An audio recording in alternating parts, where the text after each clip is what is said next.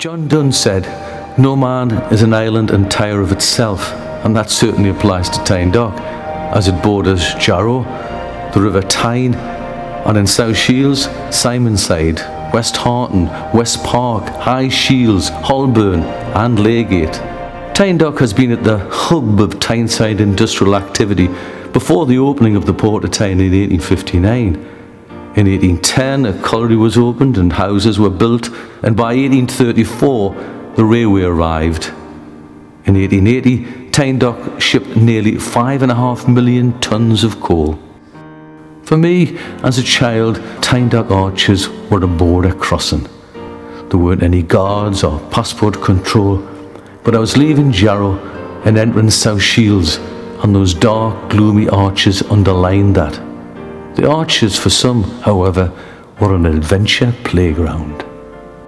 And one of the major days that we had was along the arches was a ledge, and above the arches was several little arches inside which you can actually get inside, but the only way you could actually get into those was to actually physically shimmy along the ledge, outwards, back in, and then along, and then get into the ledge. We used to play in the arches a lot. It was a great playground, very dangerous. We used to climb up the top and go into the little arches at the top, which were your access point. You could climb in and go down, but it was quite a big drop, and inside was chock-a-block with bricks and rubble. The arches are just, we thought they were exciting because you got an echo in them. We used to run out and get the echo. Long, dark, very dark, dingy. I mean, it went for quite a distance. I mean, that distance between the two, from where Tyne Dock is and Jarrow is, it's quite a distance. And they were very busy because, of course, what they were for taking the railways into in and out of the docks. So the road went through the arches and the railways went over the top, and so they were filthy, but they were, as children, they were fantastic things to play in. As you get older, you start and reminisce about when you were young, and of course Tyne Dock was a very close-knit community, and the arches was always our familiar focal point. And if we had any family come from Yorkshire or all over, you used to see, you come through the arches and you're at Tyne Dock. And when I retired, I started doing watercolours, and I started painting places of Tyne Dock where I remembered, and the arches was one of the main ones. But I think it was still, for all the old dilapidated houses, no toilets and no bathrooms and outside toilets. I think there was still a comradeship, a friendliness about the people. People were very close then.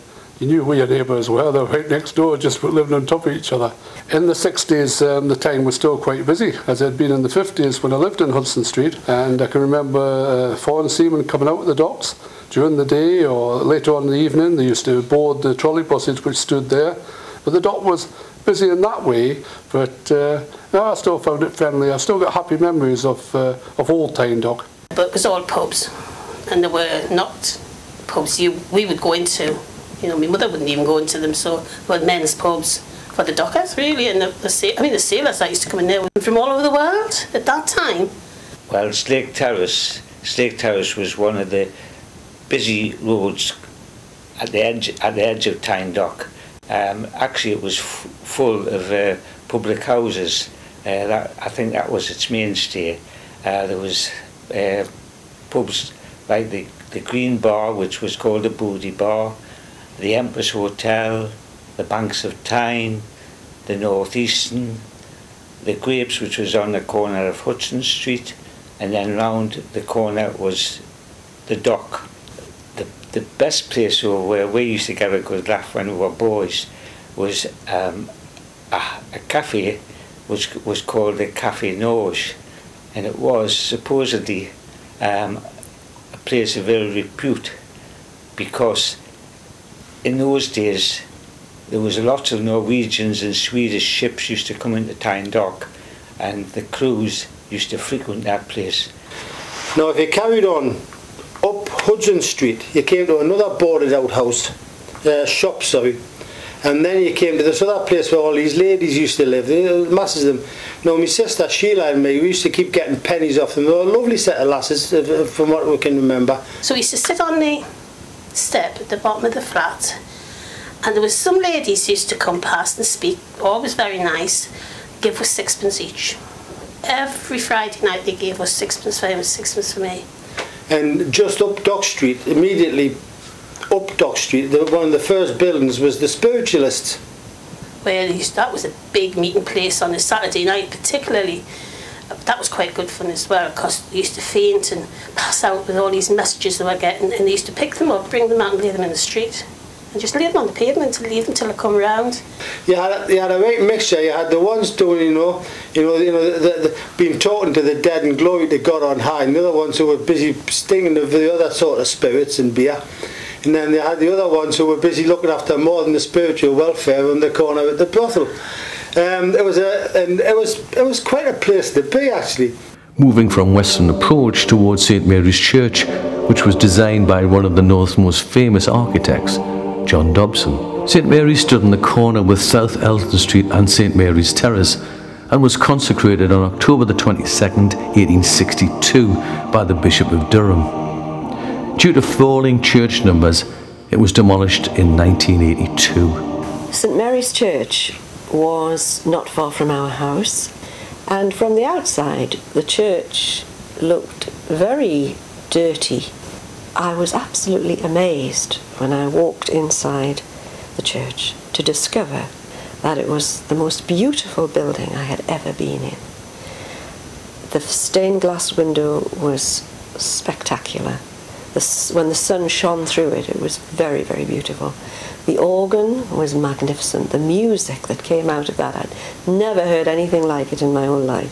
I went to St Mary's all of my life, and Father Hilditch, he always used to walk round the streets visiting his parish, always had his beretta on and cape, and he had a dog called Bill.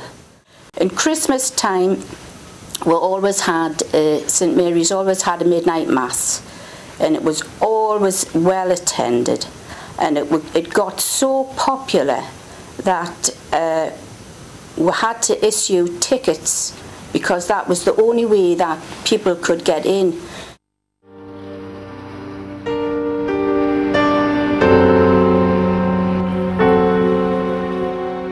Next to St Mary's stands the First World War Memorial with the name of John Kirkpatrick, known as the Man with the Donkey.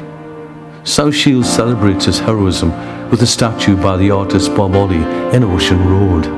John or Jack Simpson Kirkpatrick was born on July the 6th, 1892 at 10 Eldon Street and died on the 19th of May, 1915. He served under the name John Simpson and was a stretcher bearer with the New Zealand Army and the Gallipoli campaign during the First World War.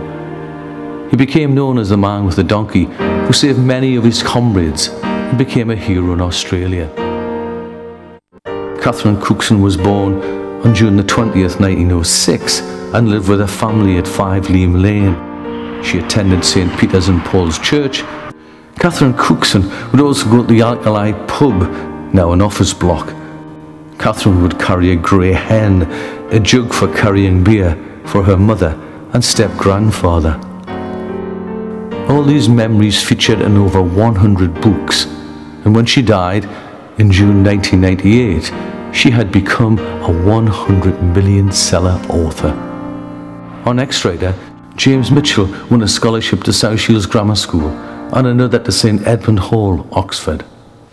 Mitchell was the author of more than 70 books, but was best known as the creator of Callan and When the Boat Comes In, two of the most popular television drama series of the 1960s and 70s. I don't remember meeting him when I was first cast as Sarah Headley, Matt Headley's wife in it. I didn't think I was going to be in When the Boat Comes In, because I remember when they were first casting it, I was going to go up for the part of Jessie. I obviously didn't get that. I wasn't cast. But then about a year later, they rang me up, my agent rang me and said, there's a part which they're casting for, will you go up for it? And I did. And I got it, but I didn't know, how it was going to colour my life. I remember filming outside the Customs House, which is now a theatre, but was, it must have been derelict then, and they had set it up with the old cobblestones to look like a marketplace. And the characters so well written that James Mitchell had written, particularly for the women, which you don't often get now. And the attention to detail, looking at them, you know, the great humour in his writing. And looking at it again, I see the calibre of it. Very, very special. Near the end of his life, Mitchell returned to his roots to live in Newcastle. He died of cancer in the Freeman Hospital in Newcastle, aged 76, on September the 5th, 2002. Today, with the rapid and sad decline of record shops, we sometimes forget the importance of our local record stores. But Second Time Around, situated in the corner of Borden Lane, has stayed in the heart and mind of poet and university lecturer Alistair Robinson. Shields in the late 70s, early 80s was particularly well off for second-hand and kind of collectors' record shops. There was one in Imrie, halfway down Imrie Street, which appeared in the 70s in Westall, and there was the Handy Shop in just off Frederick Street in Reigate, and there was Second Time Around in Tyne Dock. I opened the shop about 1975 until 1985. I didn't know the guys who ran it, but maybe they had some kind of deal somewhere because they could get some quite rare material. We sold loads of jazz from French imports and German imports. We even had import, like apart from jazz, Elvis, big Elvis fans came to the shop. Had imports from the States, from Uruguay, from France.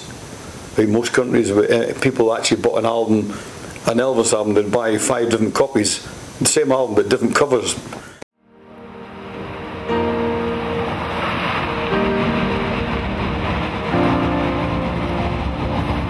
We would play it on the railway line from Tyne Dock to where it crossed Eldon Street, all the way up to Trinity, High Shields. I mean, we used to play at High Shields train station. Even when it closed down, we still played there. We played in the old sheds because Trinity was about as far as we went. But we used to walk along the lines. We used to play on the railway lines behind Tyne Dock Youth Club, and we used to put screws, nuts and bolts and pennies, 2 pences, on the railway line, and we used to flatten them when the trains went past. Tyne Dock Youth Club was a massive part of my life. Through personal reasons, my family sort of like split up the time, and I managed to join the youth club, and I must have spent about 10 years of my life there, and it really helped us pull through the bad times that I was going through. We were a bit nervous coming to a new youth club because it was from the old little club to the new senior club kind of thing, you know. But we were welcomed by Jack and Betty who ran the club then. But we had good times. There was discos as well. I became the club DJ.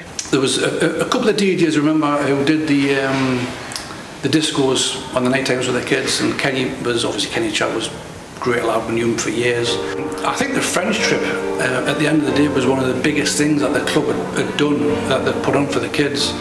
So we went in the minibus and we all met outside the back of the youth club, and we piled the van with like kids, tents, sleeping bags, and just as many tins of beans and sausages as you can imagine in the back of a van, you know. And we just drove off, went down the motorway, down to Dover, over on the ferry. We went from top of France, we drove all the way through, went to Paris, but Jack was using his city camera and he was documenting the whole of the trip from start to finish. Jack and Betty on the trip were fantastic.